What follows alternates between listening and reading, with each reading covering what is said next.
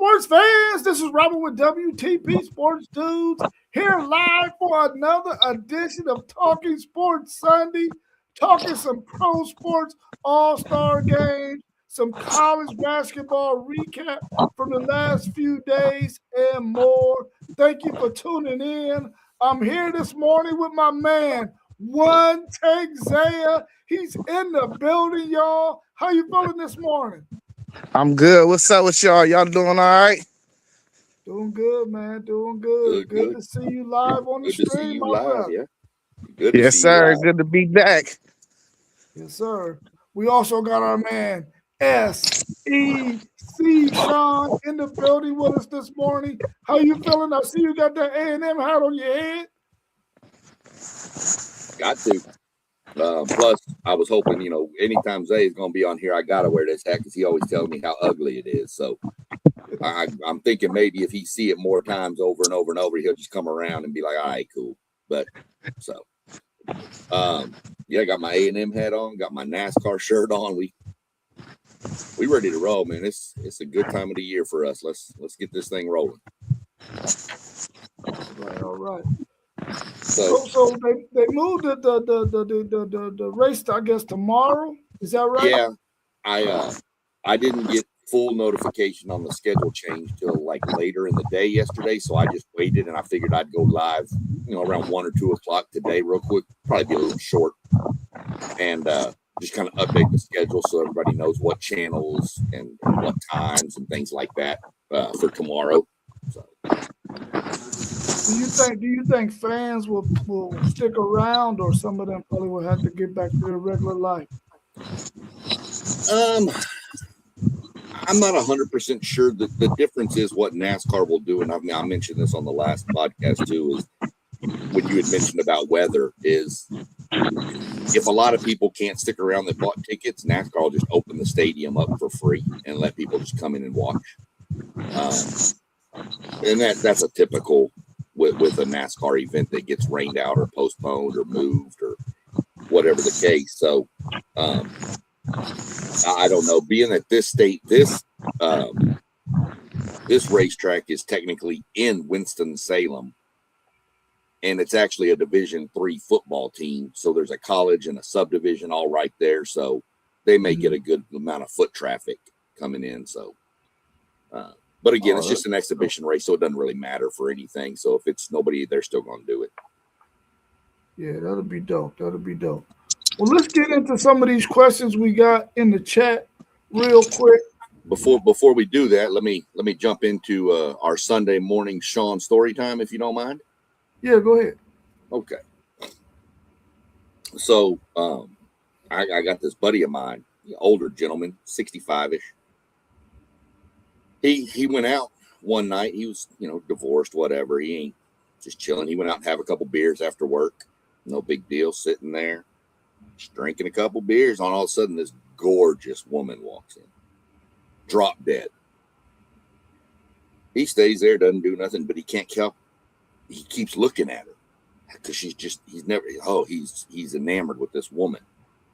And a few hour or so goes by, she saunters over next to him.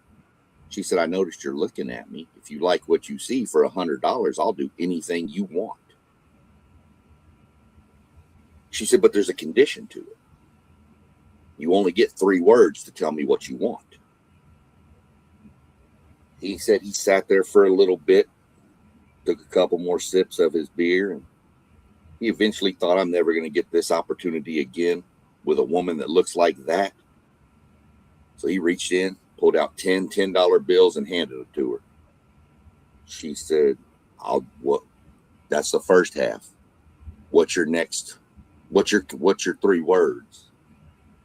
He leaned over in her ear and he said, paint my house.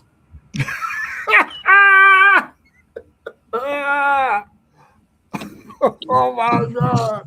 Now that's a good one. That's a good one. Paint my house. That's right. I know that's right. For those of you out there who got your mind in the gutter, you got fixed on that one, didn't you? Real. let's get into some of these questions, y'all.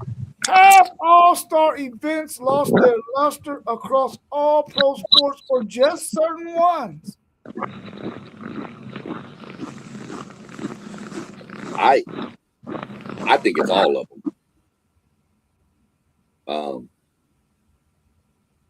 I mean, pro football has turned into more of a games type event, skill competition.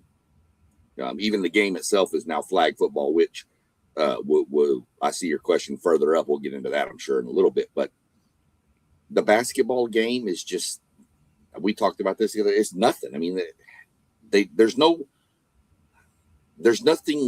on the line for it. There's no competitive between the two. It's just, I'm not going to play defense. Oh, we're going to shoot from half court. Oh, we're going to, run up and down. Nobody's going to run back on defense. I mean, hockey has turned into kind of like the basketball. It's just a skill thing now. It's 3-on-3. It's all these different. There's no rivalries amongst the two sides in the games, or the three sides or four sides, however many sides you have. The only one that's kept almost more true to it is baseball. But even baseball, more people seem to want to watch the home run derby than the actual game. So I think all-star games need, I don't know. I see what they do. They serve their purpose. It gives people some recognition, but I don't know. I'm just not a fan of all-star games anymore. Used to be, but not anymore. What about you, One Tate? What's your thoughts on that?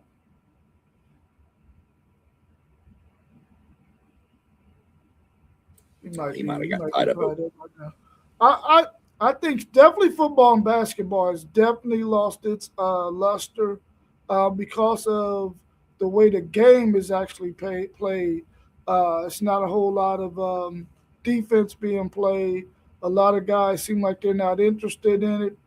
In football, it seems like some of the players who have the stats to play in this game usually opt out of it here lately over the last couple of years. So even though they might be there at the event, they're not necessarily performing. So I think that kind of hurts the fans a little bit when they don't get to see certain players of a high caliber playing in the event.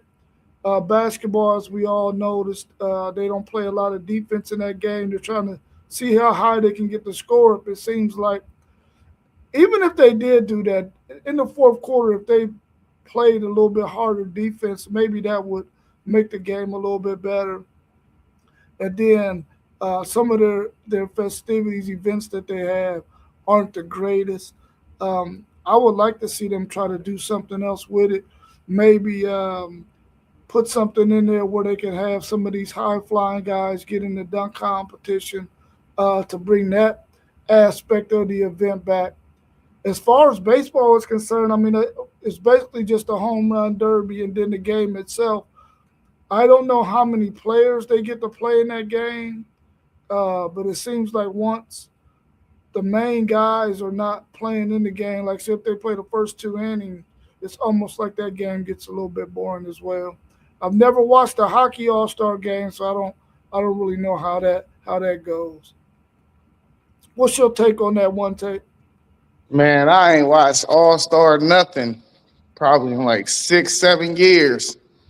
Since probably when Kevin Hart was winning all them celebrity MVPs. But yeah, for sure, bro. I think it lost its lackluster. It's just not competitive enough, Like if we want to watch people just run up and down the court and shoot the ball, we'd go to campus and watch at the cages. You know what I'm saying? So it's like, it ain't no fun. It's just a waste of time for real. Yeah, it seems like it is turned, especially for basketball. It seems like it just turned into a celebrity contest. All the celebrities come out and they pretty much promote who they see out there in the stands, who come back, former players, that kind of thing. As far as the events itself, I don't know if the events are even worth spending the money to go to. But we got that in our next question. let's tackle that quick. You had mentioned that you don't really know the hockey All-Star game, so I'll just give a quick recap on that real quick. Hockey All-Star game used to be like basketball, East versus West. Hockey has now switched it to where they play, and I mentioned this about basketball doing this, where they have 4 divisions in hockey, and they take an all-star team from each division and they play like a tournament against each other, and then the winners move on to the all-star game. They have a skills competition, but their skills competition is not all about hockey stuff. Like they've got them hitting golf balls and stuff, kind of like what the NFL did. But they do have some where they're, accuracy for slap shots and fastest skaters and stuff like that. It's impressive to watch how fast these guys skate it can get going on a pair of ice skates, but it's just not a good event. In hockey, half the time scraps their all-star game because like this year they'll be playing in the Olympics, so that I don't even think they're going to have an all-star game this year. So that's how hockey goes, though. Okay. Is it just the All-Star game itself in basketball that's lost its entertainment, or the event as a whole?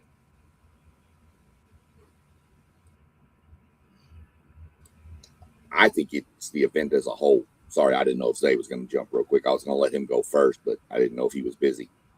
I think it's the event as a whole. I don't watch the 3-point contest. I don't watch the little whatever, the obstacle course thing they do or whatever, the skills, and I definitely don't watch the dunk contest. The dunk contest is overdone. That thing needs to go away. It's been done.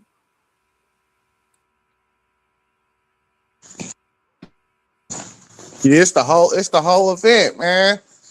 It's like they be trying to evolve it, but like I'm just not into it. I guess it's like I'm so old school. I like just miss the old school days of just a regular 3-point contest. They got the 4-point ball and they be doing all this weird other stuff. Like I just can't get into it. And then like as far as the dunk contest, it's a way to revitalize that, but I think they need to bring like the whole country involved. Like stop making these NBA players do it and just start because I heard somebody say this. They're like just hold a regional dunk contest in each region.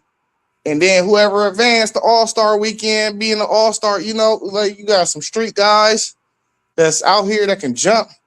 And then you got guys like Mac McClung still, he could be a part of it. Some of these G League guys, but making it a regional thing, man, because these superstars, they don't want to be a part of it. It'd be more exciting if we just had the regular Joe from Wisconsin in the dunk contest, but ain't none of that stuff interesting no more. We used to be all into the All-Star weekend when I was younger, but I just can't watch it no more.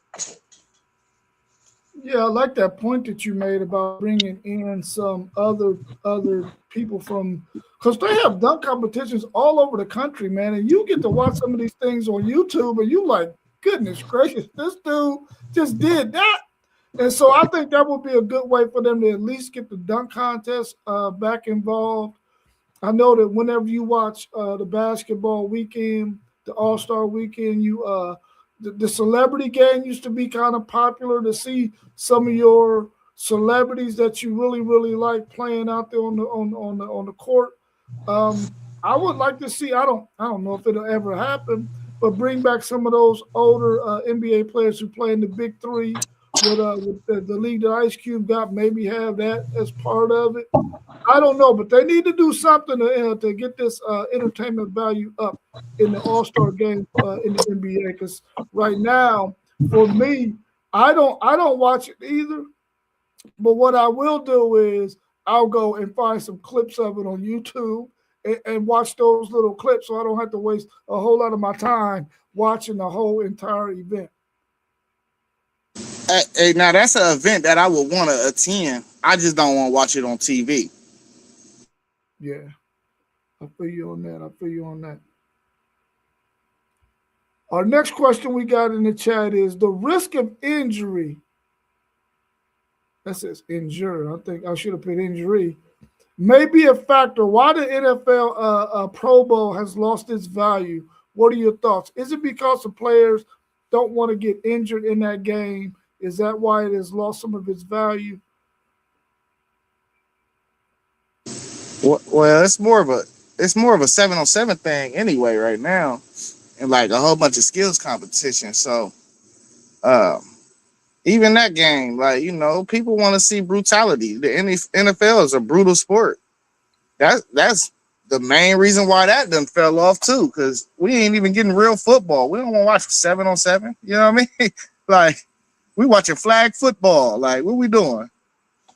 I mean, I understand though. Don't get it twisted. I understand, but like none of these All-Star games is the same. Well, I can't like y'all speaking about hockey. I ain't never watched a hockey All-Star game either. But baseball, I used to always watch baseball. I don't even know why I don't watch baseball no more. All-Star weekend.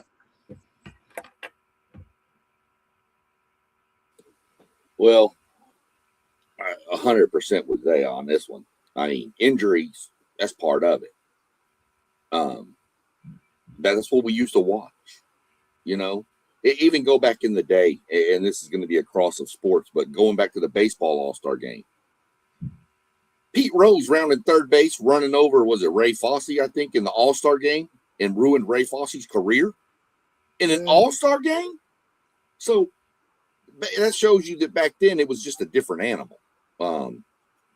There is no brutality. Yeah, it's flag football. It's 7-on-7. And you want to watch 7-on-7, you can go to any high school, at least in the South, in the summertime, and watch 7-on-7 football. Most college campuses, you can probably go watch it with them out there, receivers and quarterbacks just running off drills. But I get the injury aspect of it, because you don't want to blow a knee out in the Pro Bowl and miss the whole next season. So I get the injury side of it, but just isn't as fun to watch anymore. It is more like a skills competition. I mean, you can crank up your PlayStation and put in NCAA football and do some of them same drills, trying to get your player from the road to glory, guys. So yeah, I don't get into it anymore. Yeah, well, I don't watch it because I didn't even know it was even 7-on-7. I thought they were still playing a full game. So I don't think the last time I think I watched it was when Chris Johnson played running back for the Tennessee Titans when he got that 2K. That was the last time that I watched one, and I wanted to see him break a long run, which they try to help him do, but it didn't happen. But that was the last time I watched. I really can't get into those things. It seems like a waste of your time to watch it on TV. Now, FanDuel said he will go to one because I'm quite sure the festivities and the glamour of it all was a lot more exciting than sitting at home watching it on TV, for sure. Well, I mean, I will say this about the NFL, what they did. The one part of it I kind of enjoyed watching when they switched to this format. And I don't know if they still do it with the skill stuff, but they put them defensive linemen out there catching punts. And how many could they hold at one time?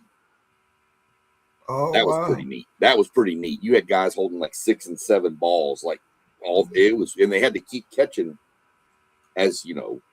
so it was pretty funny to watch, but it's not enough to make me tune back in. I mean, not that I'd want to go shovel snow versus watching it, but it'd be a hard toss up. Yeah, I feel you on that. The home run derby in baseball or the skills competition in hockey, which one is the most exciting to you?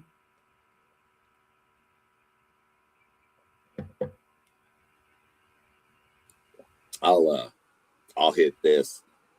The home run derby is pretty fun.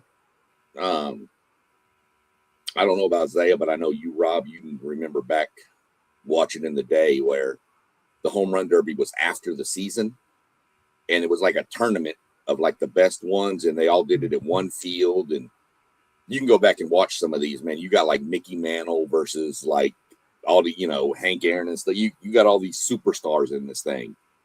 And back then, I think they paid out like $5,000, $10,000, and today no player's going to play for that pretty much. But back then, that was a chunk of change. So, the hockey skills competition, like I said, is kind of fun.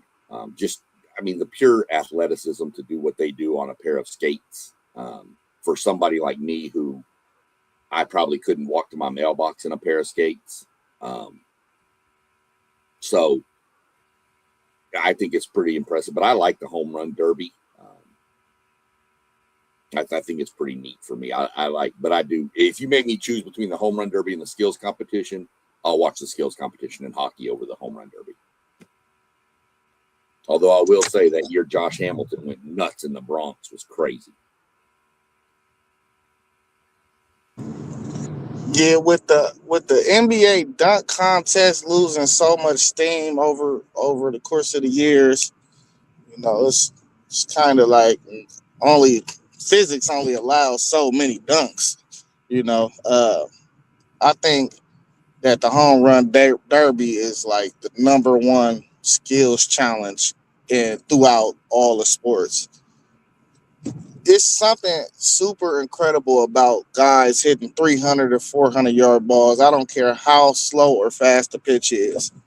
There's a select few of people in the world that can do stuff like what they're doing in them home runs derby. So I'm not saying like it's not a select few of people that can do what's happening in hockey or other respectable sports, but bro, that hitting that ball, bro, in that home run derby just is always amazing for real. I really do not understand why I have not been watching it. Maybe I'd be tied up or something, but I've always loved the home run challenge in baseball. Always, all my life. I used to watch it every year. I used to watch it.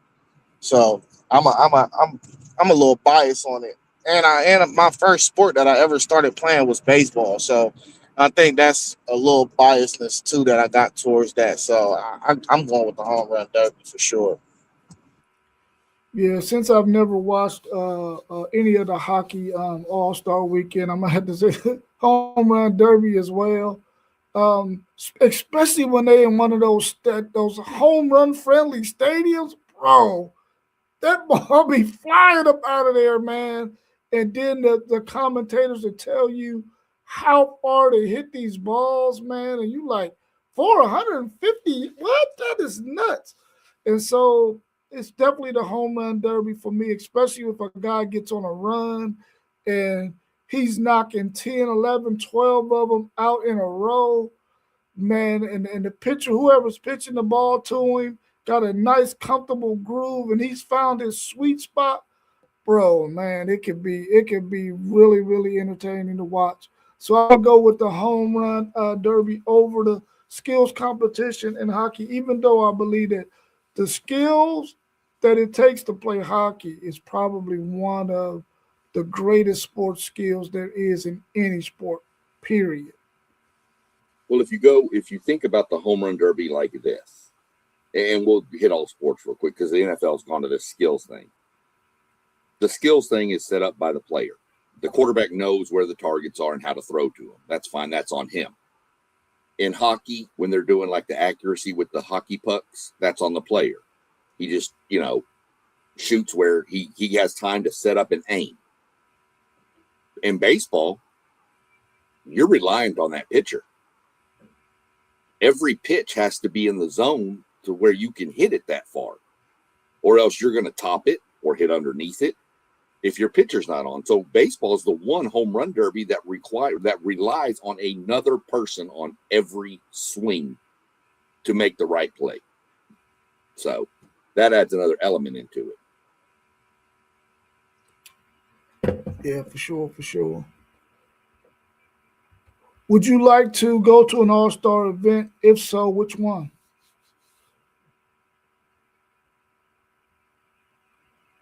Man, listen. So I keep telling myself for the last 2 years that I'm about to start getting into these Blue Jackets, going to the games and stuff. So I'm gonna say hockey because I've been around football, been around basketball, been around baseball. I have yet to be around hockey, and my interest is really high in it. So I'm gonna say hockey because I need to start getting into these Blue Jackets, man. And I think that those events, those games, I think they just from a bird's eye view looking at them on TV, I think them are like dope experiences. So I'm going hockey.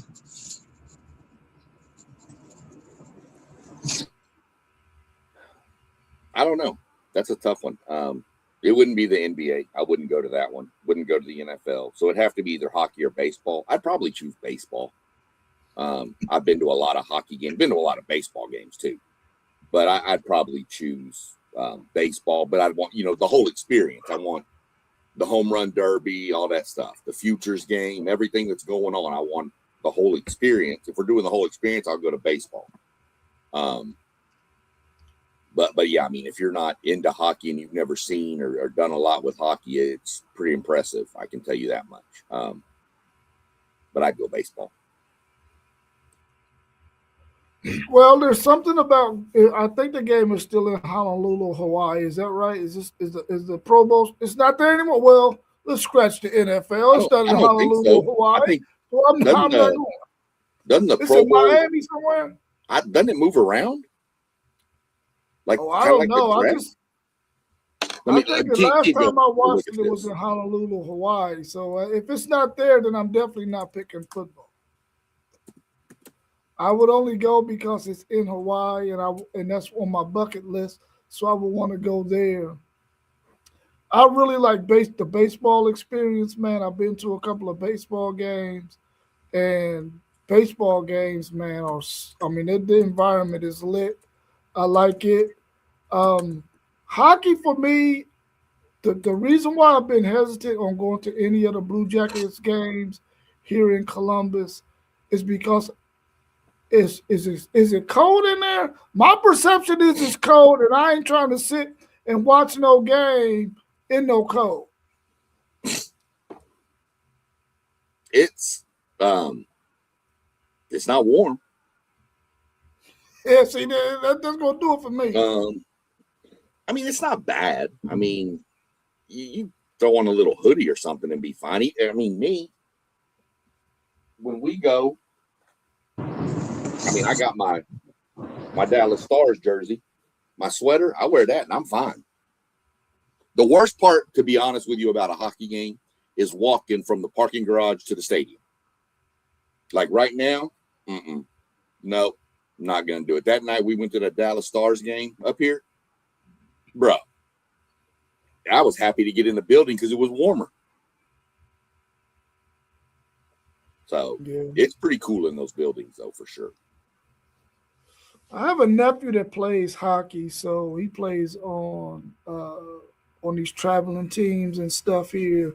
Because I don't think his high school has a hockey team. So of course he plays at the Chillers and all those places. And I've been to quite a few of his games, and the temperature that it is in there is enough for me because I know I got to wear a coat and I got to wear a hat. And my nose starts running, but I brave it out for him. But I don't know if I could go to an actual professional hockey game and as long as it lasts and survive. So I will have to bundle up. But I do want to experience it, though. That's the difference. It's not long. We have season tickets to the Blue Jackets. Okay. We go, and let's say the game starts at 7.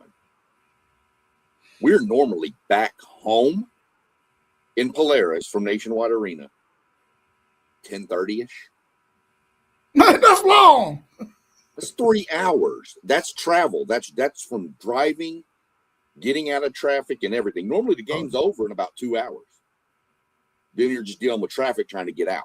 And the NHL games are probably going to be warmer for a fan than something like what you're talking about because you're going to have more bodies in the stadium. Yeah, that's true. That's true.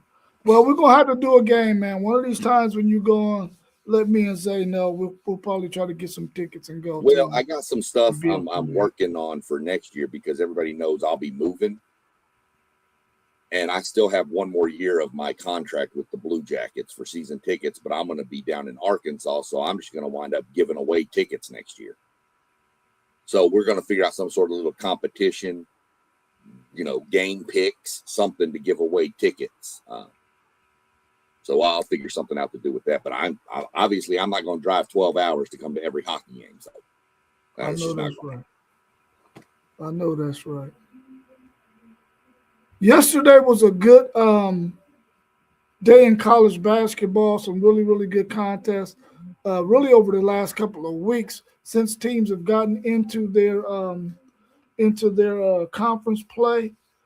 What excited you yesterday or this past couple of weeks about college basketball?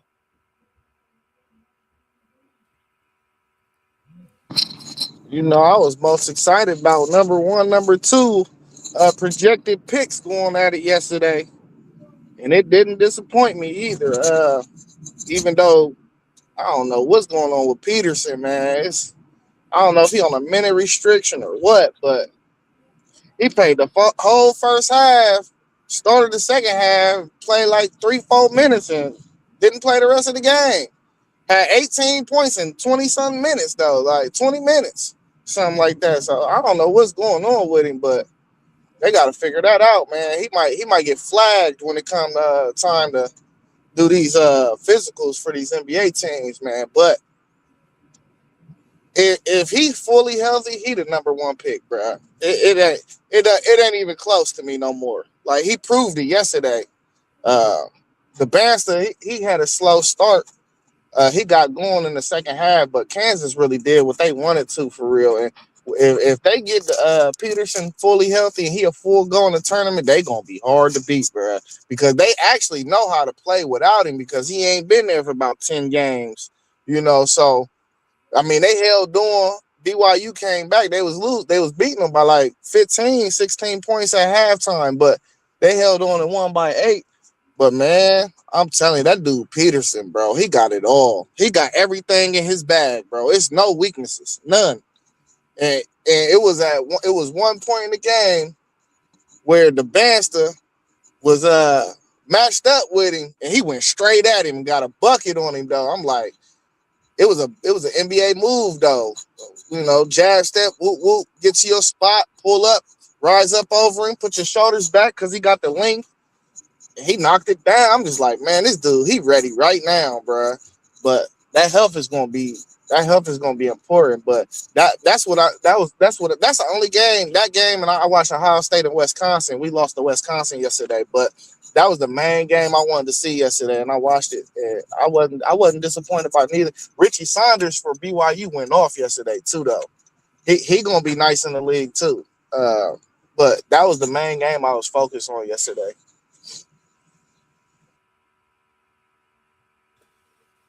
Yeah, my plan was to watch a lot of ball yesterday. I was planning on watching them, but as I mentioned, and you know, my granddaughter was here, and after the A&M game, she decided she wanted to watch Coco, and so Grandpa lost the TV. So I didn't get to watch as much as I wanted, but I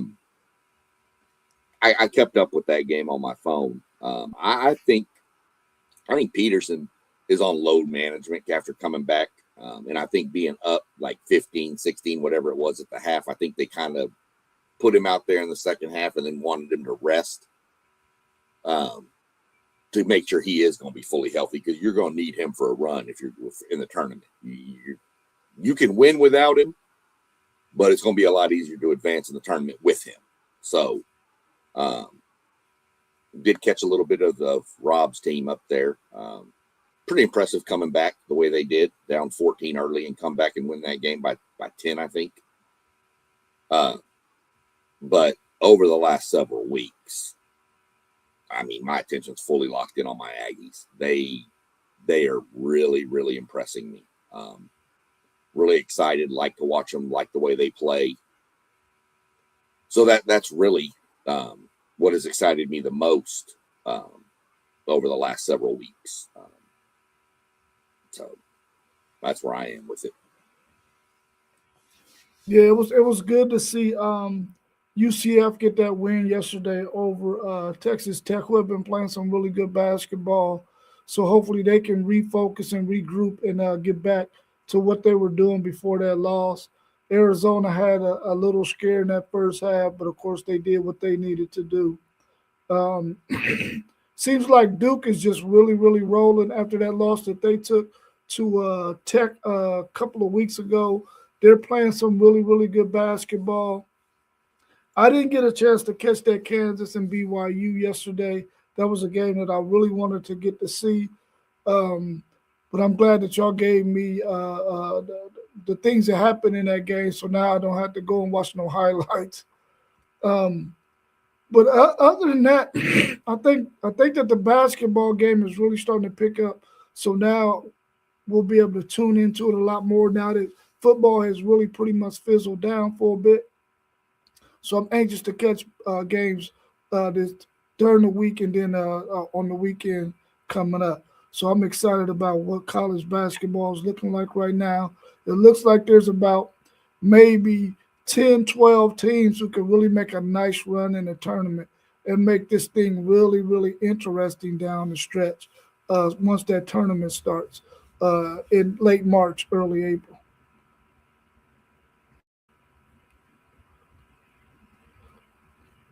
The question is what matchup or matchups yesterday got your full attention, and it seemed like that Kansas BYU was one of them. Outside of your own team, of course, you wanted to watch Texas A&M. FanDuel watched his Buckeyes, and I caught a little bit of the Texas game. Um, Outside of those, your team that you follow, what other matchups was out there that you really was anxious to see what happened?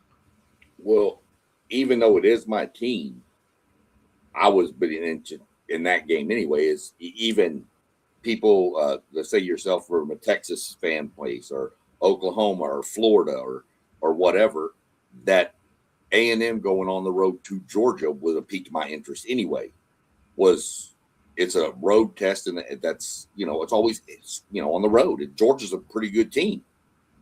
So I was interested in that, whether I was an A&M fan or not. I just thought it would be a good game because they both play the same style.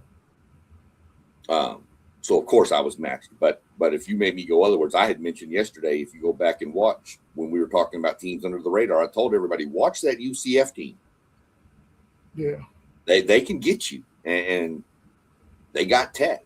I'm not going to speak on the Kansas BYU game. We already really spoke on that one, but the UCF Tech game had my attention. But I was more focused on SEC because of where my Aggies are at the top of the conference. I really wanted Arkansas to lose, and I'm hoping Florida loses today so that we can get a 2-game gap on everybody in the league because we got a stretch coming up at A&M that's going to be nasty. So I've been real interested to watch a lot of the SEC matchups. Watched that St. Mary's Gonzaga game last night. That just proves that I need help. So yeah, St. Mary's and Gonzaga are the two big dogs out there at the West Coast. So, but don't sleep on Santa Clara out of that conference either. Those were some of the games I was interested in yesterday. Yeah, man, like there be so many games on in college basketball. I just try to hit the games that, like, you feel me? When I check the box score, it's looking like it's a good game. So I ended up catching a little bit of the Texas Tech UCF game. Um, but like, I don't know. It ain't like I just wake up and be like, or unless it's something like Peterson to Banster, or 3 versus 5, like it was Michigan, Nebraska. We didn't have no 3 versus 5. The closest thing we had was that 13-14 matchup yesterday. But like it was just, I just woke up and I did a lot of Valentine's Day shopping too. So I was really out and about trying to watch some of these games too towards the end of the day. But I did catch those 3 games. But I mean, it was a lot of great matchups from what the box scores told me. It was a lot of great matchups yesterday. I just wasn't able to catch a lot of them. Yeah, it was some really good games yesterday, man. We got to see Kentucky pop Arkansas, almost beat them by double digits though, and it was in Arkansas, a 15th ranked team. So maybe Mossberg jumped off of his team, the Big Blue, a little bit too early because they've been winning some games here lately. It seemed like they have been able to work out the kinks that they was having early in the season, and they've been playing some really, really decent basketball lately. Vanderbilt got a good win over Ole Miss yesterday. Granted, it was at home. And we got some really good games today. We got uh, Alabama and Florida, that game that's in Florida today. So that's going to be a good one. And then Illinois and Nebraska. Illinois got to travel to Nebraska and play a really, really hot Nebraska team. They lost the other day to Michigan, who was playing really, really good basketball as well. So those games today are going to be two of the games that I know SEC Sean going to be tuning into that one for sure because he want to see what those two teams are looking like. Because his team, I think, face both of them in the upcoming weeks. We get both of them this week. Yeah. We get at Alabama on Tuesday, I think, maybe Wednesday. And then we got Florida coming to College Station on Saturday. So, yeah, I'm definitely going to watch. I already know what Florida's got. I've watched a few of their games. Florida scares me the most because of their size, and we just don't have size. Yeah, I mean, dude, pretty soon, if Kentucky loses a couple more games and BYU loses a few more games, I'm wondering if Moss is going to switch from one blue team to another blue team. Is he going to go to Duke next? He might. Is he just hitting all the blue teams? Is that what we're doing? Next, he's going to be a DePaul Blue Hen? Probably. Okay. I'm just curious. Yeah. What players really shined for y'all yesterday, and how close is this Naismith Award going to be with these players? Because it's a lot of players that are playing some really, really good basketball right now. What's your thoughts on the players who shined yesterday, and who could possibly be the front runner for that Naismith Award?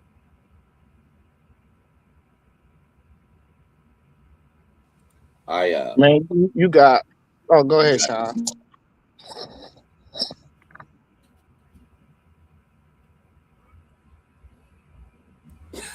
Neither one of us.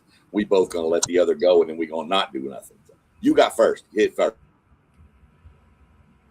Yeah, you got a lot of guys out here for real. Topping at Texas Tech, he averaging 22 and 10. You got the Boozer, you got AJ. Man, I think Peterson is automatically disqualified because he missed too many games so far. Them my three front runners though. Them three guys, Boozer, Toppin, and AJ. Them got to be the three top dudes in the country, in my opinion. Barring that Peterson missed so many games. So I really think that's the three-headed horse right now for that award. But it's a lot of basketball left to be played. You know what I mean? So it's some guys out here that can make some moves. I know they ain't gonna put nobody in there like my guy Bruce Thornton. I think my dude Bruce Thornton deserves some recognition in the way he lead my Buckeyes. This is the best season we having for probably 7-8 years right now. So Bruce averaging what, 19 and 5 or something like that. So I like how he been playing. But I think when that award comes out,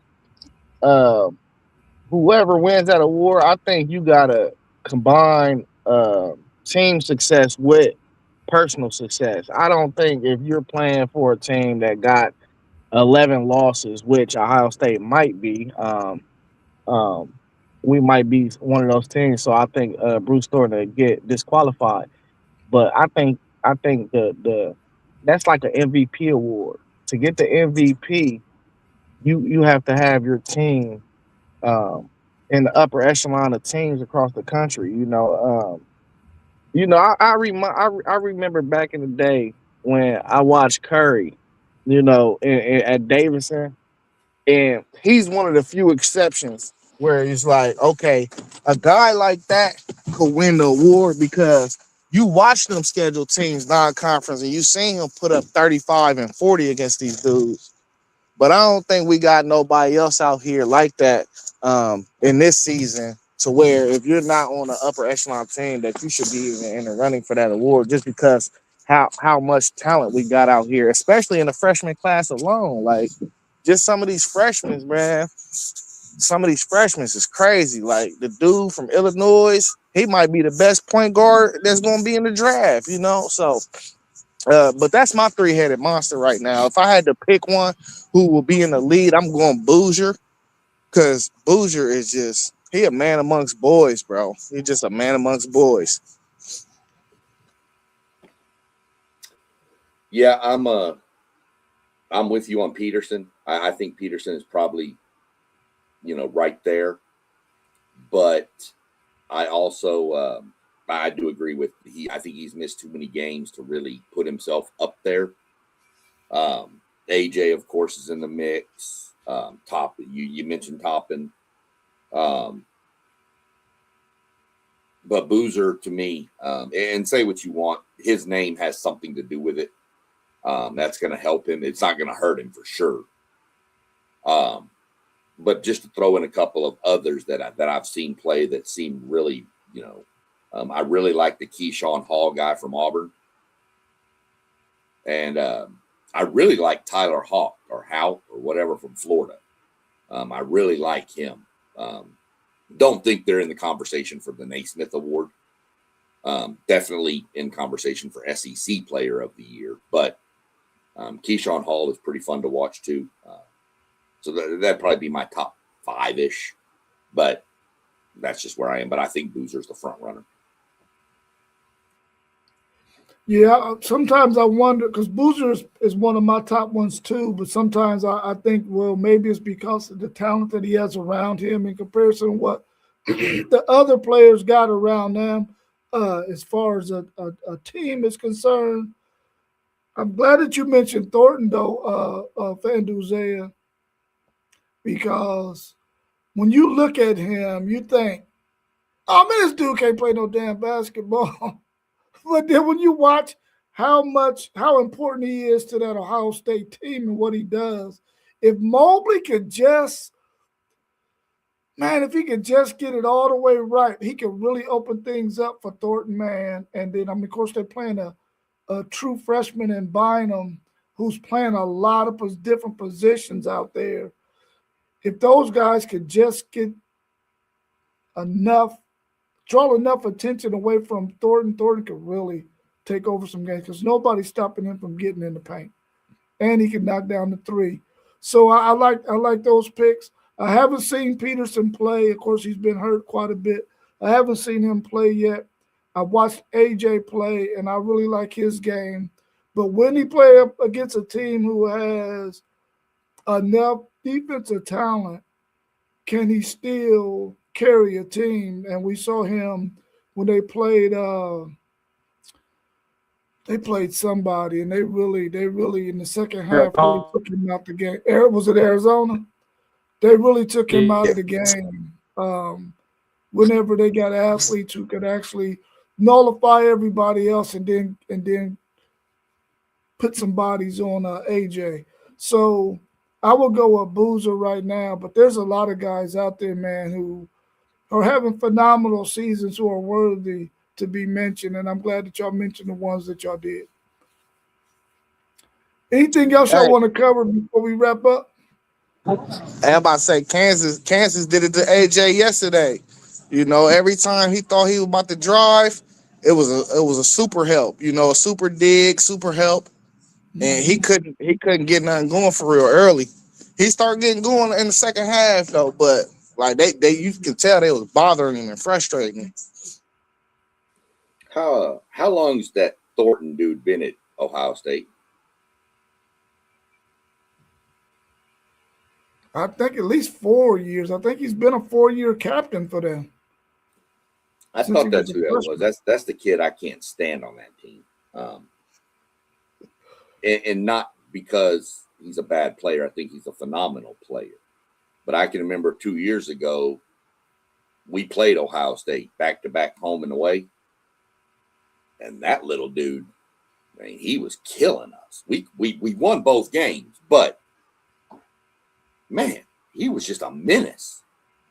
Yeah. And if you look at him, you look at him, I'm like, this dude needs to be like a second baseman or something. What are we doing? He don't look like a basketball. He look like he should be manning second base or shortstop. Yeah. So, but dude, he's a menace. But I noticed, players that shined yesterday too. I want to give a shout out to Rashawn Agee from A&M. He's like 6'7", plays center now because we lost the kid from Indiana, Mbako. Don't start with that 6'7" stuff, Jay. I saw you.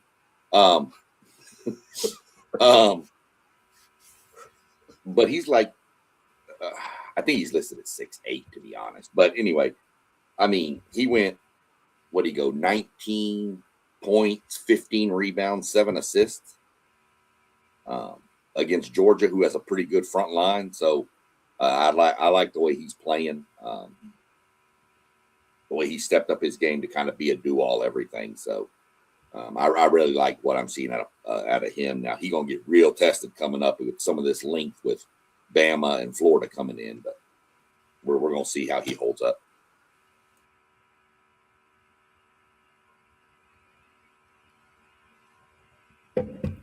Yeah, if Texas can continue to get some key wins, especially on the road, they got to get some quad one wins on the road. If they don't do that, they probably won't make this tournament. They're going to be right there on the bubble, right about where they are right now. So if they could get a couple of quad one wins, they got an opportunity to playing in the SEC because there's quite a few ranked SEC teams in the top 25 that will allow them to do that. They got to start playing some more disciplined basketball. Like I said yesterday, they foul way, way, way too much. And they got to find a way to get guys opportunities to score. They can't just expect Dylan Swain to do all the offensive stuff for them on the offensive end. And he plays really good defense, and he rebounds well. I kind of like him as a player who could possibly be in the running for the SEC Player of the Year, the way he's been playing here lately. But he needs some help. And if the big guy can stop fouling so crazily like he does, and the guard can start knocking down some of those shots, Texas can be a pretty tough team. But they got to get the three ball going. And some of their veteran guys, man, haven't been playing too well lately. If those guys can pick it up, who's been in the program for a couple of years, then they could be doing some stuff, man. But hopefully they can get to the point where they can get a couple of more quad one wins to get in this tournament. Yeah, y'all need Mark, Pope, and Weaver to step up and help Swain out. I mean, the big guy, he's going to do what he does. He's either going to be great or he's going to foul out, one of the two. So yeah, but you got to have those other guards got to step up and help Swain out some, man. People are just letting them shoot because they ain't hitting nothing. I mean, I told you that's how A&M beat Texas. We let Swain get his points, and we just told everybody else, you ain't scoring. Yeah. And that's what we did. I will say the most impressive thing I saw yesterday in college basketball was the A&M Georgia game where it was tied 2-2, and then A&M went on a 20-0 run. Oh wow! Yeah. And then as far as Texas goes, with y'all fouling so much, you better pray to God you don't get the refs that were in that Arkansas-Kentucky game last night. Oh, yeah. Kentucky had 4 technicals in 38 seconds. Whoa! Yeah, and then Arkansas got 2 more later after that. The one from Arkansas, that dude took the ball and threw it at the guy from Kentucky's head while he was on the ground. I mean, come on, man. Right in front of the ref. What are you doing? Yeah. Now, with y'all's foul problems, y'all have no players. Now, y'all know I wouldn't be one to take Zay if I ain't mentioned something about college football. Did y'all see the College Football Playoff Commission launched an investigation into LSU? Yeah, I heard it, but I didn't get to read anything on it though. But I did hear that. No, that's definitely going to be something we're going to bring up on a future show, though. But we need to wait for see what's going on with it first, I think, before we jump into it. But you're right. You wouldn't be you without bringing up something, especially if you get a chance to dog an SEC team. We know that's coming. Nah, it ain't about that, man. It's about however this play out, it could possibly change the sport, you know? Because what's the main thing we always talking about? The NCAA ain't got no juice. They ain't got no whooping power. You know, you pull your belt out, people laugh. You know. Yeah, I mean, even the SEC should be doing something. They should get out in front of it, man, and say, listen, we don't have no room for this kind of stuff in college football, and at least make it appear like they want to do something, you know, and not sit back behind and just be like, oh, well, no, we want to see what somebody else is going to do about it. I think they should get out in front of it, man, and because it's out there now. We know it's been out there. Coaches actually put it out there in the front in Dabo Swinney. So you got to do something about it. And I think the SEC should really take the high road on this thing and go and make something happen and not wait on the NCAA to do anything, because it's clear that LSU did something that they had no business doing, a part of something that everybody's been complaining about tampering. Somebody needs to do something about it, and the SEC could really position themselves well as a conference that don't want the mess in the game, and they should go out in front of this thing and make something happen. Yeah, if the SEC or the Big Ten were to punish LSU, or the Big Ten were to punish in Ohio State, and I'm not saying Ohio State's cheating. No, none of you Big Ten people come at me. Not saying that. I'm just using them as an example. Okay, if those two commissioners said, "Nah, what you did was wrong," to one of their schools, those other conferences are going to take notice and follow suit. But until one of those two do it, the other two ain't going to do nothing about it, because whatever. And as far as Dabo saying, I got receipts and text messages about all this, show them. I don't believe you until I see the proof not coming out of Dabo's mouth. He likes to stir things and start all this talk. Proof. Lay them out there. Let me see them.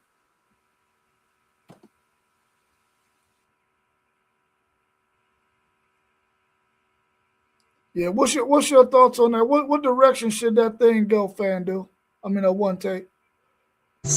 What, with the Dabo stuff? Yeah, with the LSU stuff. Oh, the LSU stuff. I mean, we do need more facts, but I think really what's going on with LSU is that they're not reporting deals to the commission, NIL deals. So if it's what I think is going on, that's been the gray area with the whole NIL thing already. So I think a lot of people is doing that, though. You know, you're supposed to report anything over $600. So I don't know. We need more facts, but that's what I'm thinking from what I heard is what's really going on. It's not about tampering. Everybody tampers, you know. I think everybody tampers, from like the biggest school to the smallest school. I think it's inevitable. Sometimes when you go play these games, you might say something that you might not even consider tampering, but it's clearly tampering, you know? So I don't know. We gotta wait to get more information. But if they're not reporting deals, yeah, you gotta take a couple million. Yeah, it's a money thing now. You just gotta take some millions.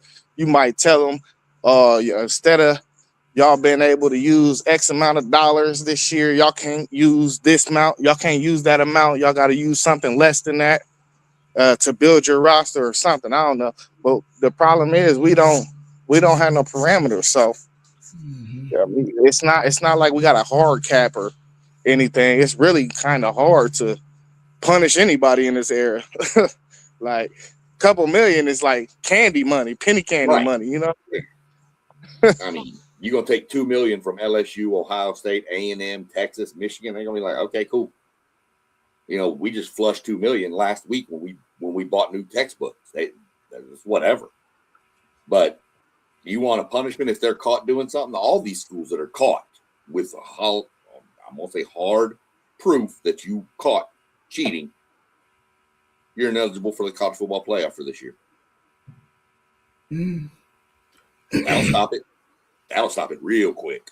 What if they came to Ohio State and they said, y'all can't go to the playoff this year because y'all cheated? You want to tell me them Ohio State fans ain't going to lose their damn mind that next year? Yeah, they are.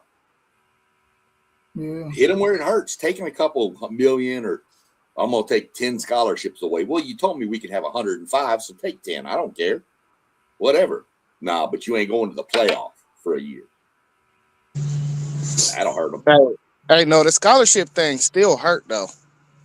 Yeah, it hurt. Yeah, it hurt.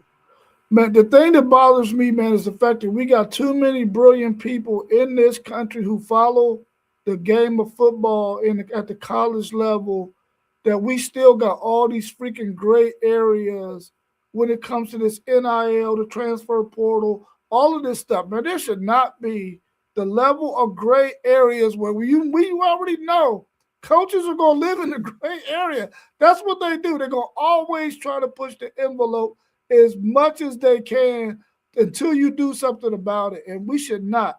With as brilliant of the people we got in this country who follow the game of football, we should still not have such a wide area that is gray as hell. There should be some more black and white so we can know this is this and this is what's going to happen if you do this. And we don't have that right now in college football, but we need to get to that point.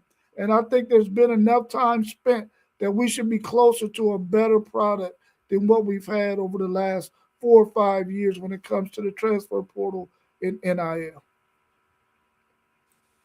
Anything else y'all want to add before we wrap up? Because I got to get up out of here. I got two things real quick. Number one, Zay, you mentioned it about the Blue Jackets. Y'all are right. If you're in the Columbus area, y'all need to go check this team out. They fired their coach a few weeks ago, Dean Everson, who was the coach at the Minnesota Wild before he came here. They fired him and they hired Rick Bowness, used to coach the Dallas Stars. This team is on a 5-game winning streak and is 4 points out of the playoffs right now. Y'all need to support this team. You know, they've been through a lot. They're a really good young team. So you're in the market. Go out. It's a good night. It's a good experience. I promise you. I'm not saying that because, like I said, I'm a season ticket. I'm saying it because it's a fun event to go to. A hockey game is super exciting in person. Second quick thing, I told y'all we're going to end it with a trivia question every day. So, who has the most wins all time in March Madness? What team? Princeton. Am I up the alley? No, brother. You're behind Walmart. You ain't even close. No. I'm gonna say UCLA. Let me pull up my list. UCLA is 5th with 114. Indiana Hoosiers. Blue Bloods. Indiana Hoosiers. Not even top 5. Wow. So Kentucky. Kentucky's 2nd with 131 wins all time in March Madness. UCLA has 114. Kansas has 116. Then it got to be North Carolina or Duke, bro. Duke is 118 and North Carolina is 132. They have one more win than Kentucky all time. I just knew it was going to be something silly like Princeton. Right. It's just like who has the most NFL college, or not NFL college, what the hell? Who has the most college football titles of all time? It's Yale. Right. But most people are going to straight up just go, Alabama, Oklahoma, Texas. Nah, Yale. So. Yeah. All right, y'all. Well, y'all have a good rest of y'all Sunday, man. I'm glad we were able to jump on this morning and get another edition of Talking Sports Sunday done. Everybody out there in the chat, please make sure you subscribe. Check out all of our channels scrolling across the bottom. Hit the like button on all of them. Go and subscribe to all of them. Hit that notification bell so anytime we go live, you can get notification that we're doing something, we're dropping something hot. So continue to support us. Share our videos with your friends and family. We're really trying to grow all of our channels so that we can continue to bring out the greatest content that we can. Y'all have a good rest of y'all's day, man. I'm glad to see y'all this morning. And we out. Peace. Peace.